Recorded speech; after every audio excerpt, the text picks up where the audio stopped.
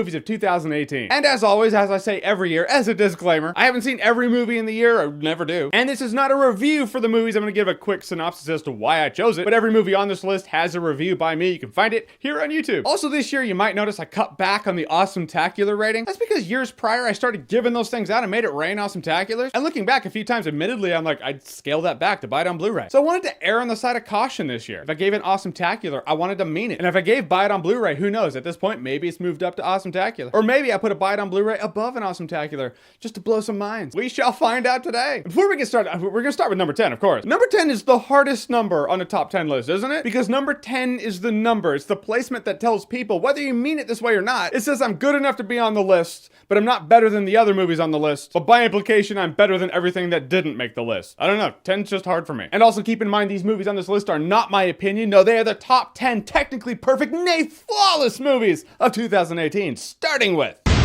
Number 10.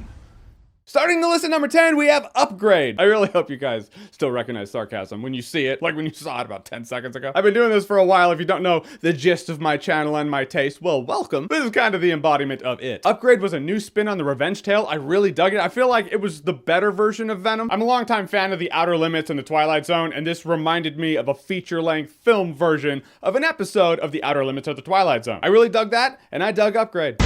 Number 9.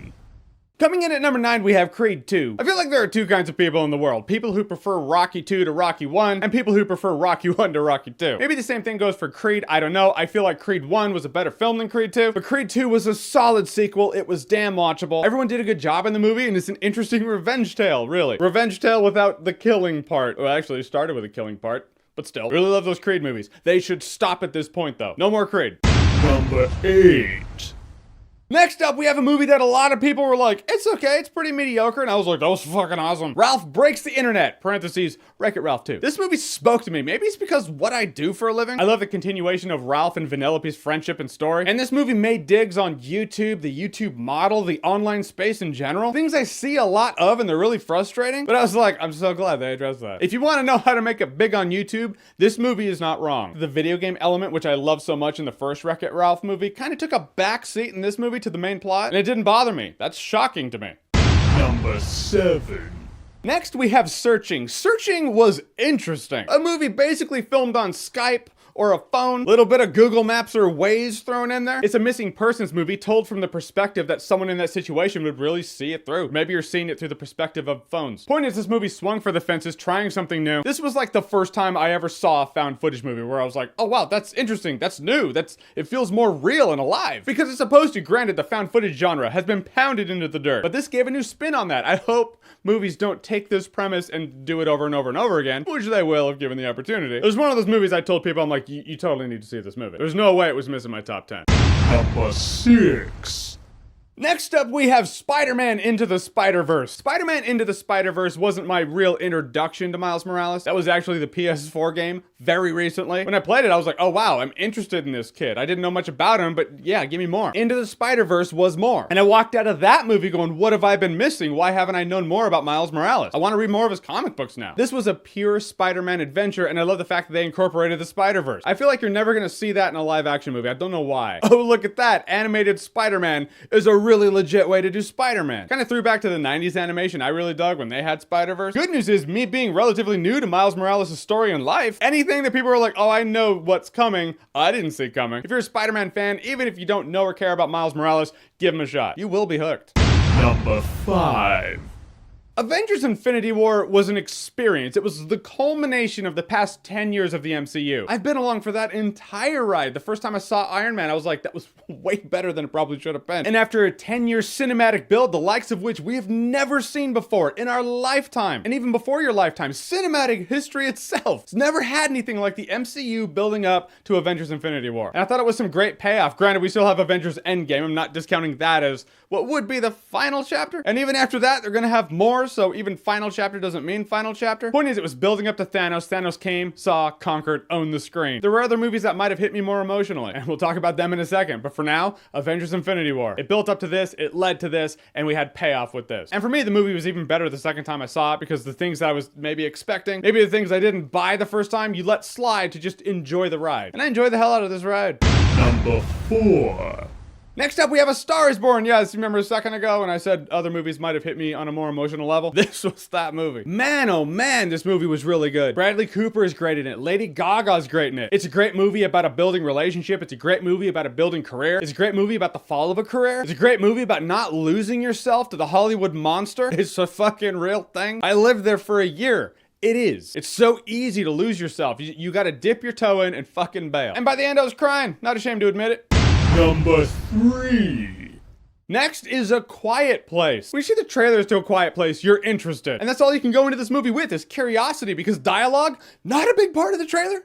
Not a big part of the movie, because it makes you stop and think. You never stop and think how difficult it is to live and survive and not make noise. The inability to make noise, that really hamstrings you on your survival. I mean, I'm loud as shit. I'd have been in the first wave of deaths. Gone. The good news is, I guess, I don't have to worry about living in a world like this. But you can tell, just breathing in the theater, a lot of the audience is just holding their breath for most of the time, afraid to make any peep, any noise. It was the most peaceful cinematic watch I ever had with the general audience. Anyone who made a peep, the mob was gonna riot. I have a soft spot for horror, thrillers, interesting and unique concepts. John Krasinski crushed it in the acting department and the directing department. Can't wait to see what he does next. Number 2. Next up, Won't You Be My Neighbor? When I saw this movie, I was like, that's gonna be number 1, right? It's just such a damn feel-good movie in a world with such vitriol, such ire. It's just the best word I can describe the internet space, the world in general. Everywhere you look, people are fighting, whether it's like movies. Are you a DC fan or a Marvel fan? Pick a side! Or politics, even movies that used to be escapism, they're not escapism. Escapism less and less these days anyway. I feel like Won't You Be My Neighbor was just a pure sense of joy. I needed this movie. It's like when Captain America was talking to Phil Coulson in the Avengers and he said something about his suit being very old-fashioned. Coulson was like, I think people could use a little bit of old-fashioned. That's what this movie was. It was that concept brought to the big screen. My life goal is to be like that dude. I never will be. I'm way too crass. I'm way too much of a dick. Doesn't mean I can't admire, and this movie, it gave me hope for humanity. Number 1. Here we are, number 1, my number 1 pick. This is the movie that I walked out of going, fuck yeah. This was the movie of the summer for me. This might piss some people off. I have no idea. But Mission Impossible Fallout, that was a great time at the movies. It was just what I was looking for. We had a couple of great movies this summer. But we had a lot of movies that just fell short. By the end of the year, I felt like I was gonna make a top 7 list. But Mission Impossible Fallout, slick, cool, action-packed. The action sequences were amazing. Mission Impossible is like the cooler version of James Bond right now. Really, if you look at the Bond movies, they're like awesome, horrible, awesome, But Mission Impossible, man, they're crushing it. And Tom Cruise has still got it? How? Dude's over 50. It's crazy. Like Russell Crowe in that Mummy movie's all like, you're a young man. No, he's not. That's what makes him so great. Most people in Tom Cruise's situation would have retired by now, not him. And as long as he keeps making these Mission Impossible movies so kick-ass, I really hope he doesn't retire anytime soon. And this movie was this great, and I feel like it kind of gets eclipsed by the whole like, oh, Thanos did this. What's the DCEU even doing now? Is it even the DCEU? Now they're making standalone DC movies? Oh shit, Avengers Endgame. When's that trailer coming out? And I love talking about it all, but Mission Impossible Fallout gave me that feeling without the franchise. I mean, it's a franchise, but it's not a comic book movie franchise. Mission Impossible Fallout comes in, it's like, hey, I'm fucking kick-ass too. Don't count me out. And it totally held its own against the comic book movie titans of industry. And that's why in 2018, it's my favorite movie of the year. All right, so as the year comes to an end, that's my list. Those are my top 10 favorite movies of 2018. If you didn't sense the sarcasm at the beginning, even after I addressed it with sarcasm, not the technically perfect movies, but the ones that just hit me. They hit me where I live, and I love that about these movies. The next video? Oh yes, it's coming. The horror. The abominations. The dog shit. A lot of movies were absolute ass this year, so I can't wait to give you my list of the top 10 worst movies of 2018. Until then, your top 10 favorite movies of 2018. What are they? Whatever they are, comment below, let me know. And as always, if you like what you've seen here and you want to see more, click right here to see more.